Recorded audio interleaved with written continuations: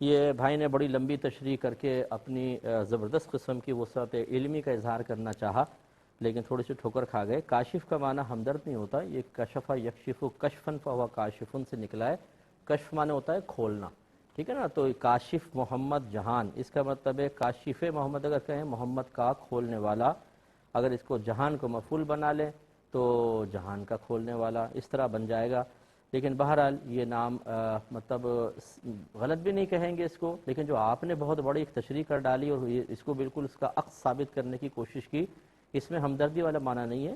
کاشف معنی کھولنے والا، کشف سے ہے، یہ نام صحیح ہے لیکن اگر دوسرا نام کر لے تو بہت اچھی بات ہے۔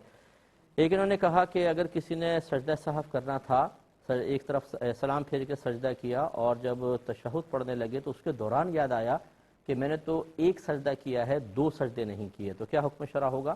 دیکھیں حکم شرع یہ ہے کہ وہیں سے اپنے تشہد کو چھوڑ دیں اور ایک سجدہ مزید کریں تو یہ دو سجدہ سہو ہو جائیں گے، اور اس کے بعد جو ہے وہ تحیات پڑھ کر درشی پڑھ کر دعا پڑھ لیں تو ٹھیک ہو جائے گی انشاءاللہ۔ ایک انہوں نے کہا کہ ریلنگ پر ناپاک کپڑا کوئی ڈالا تھا اور اس کی ناپاکی ریلنگ پہ لگ گئی اور پھر بعد میں وہ خشک ہو کے ختم بھی ہو گئی، اس کا کوئی اثر اب ریلنگ پر محسوس نہیں ہو رہا، تو کیا یہ ریلنگ پاک کہلائے گی کہ نہیں؟ دیکھیں بارہا آپ کو بتایا کہ یہ صرف زمین کے لیے نبی کریم صلی اللہ علیہ وسلم نے ایک تخصیص بیان فرمائی ہے یا اس کا استثناء کیا ہے کہ زمین خشک ہو کر پاک ہو جاتی ہے۔ خشک ہونے کا مطلب کیا ہے کہ اس پہ نجاست کا اثر بالکل ختم ہو جائے، نہ رنگ رہے، نہ کوئی اسمیل وغیرہ آ رہی ہو، نہ گیلا پن ہے، چاہے وہ ہوا سے، دھوپ سے، گرمی سے ختم ہو جائے تو بس یہ پاک ہو گئی۔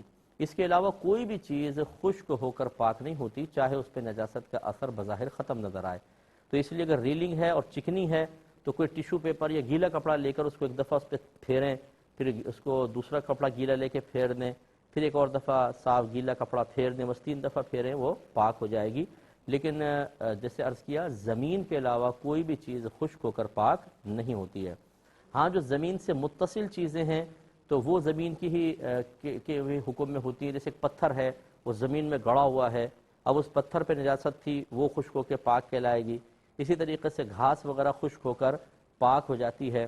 اسی طرح دیوار ہے جو فکس ہے مطلب زمین کے اندر، تو اس کے اوپر اگر کوئی نجاست لگی وہ بھی پاک ہو سکتی ہے، یعنی ہو جائے گی۔ تو یہ جو زمین سے بالکل متصل چیزیں ہیں ان کے لیے بھی حکم ہوتا ہے، وہ کیونکہ وہ زمین کے حکم میں ہوتی ہیں، ورنہ باقی تمام چیزیں ناپاکی کہلائیں گی۔